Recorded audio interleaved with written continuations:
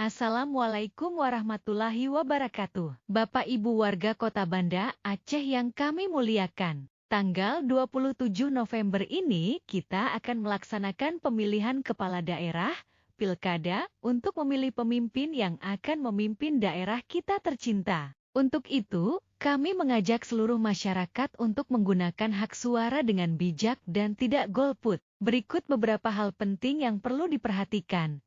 Datang ke tempat pemungutan suara atau TPS. Pastikan Anda mengetahui TPS tempat Anda terdaftar. Cek informasi tersebut di kantor KUCIK atau melalui situs resmi KPU. Siapkan identitas diri.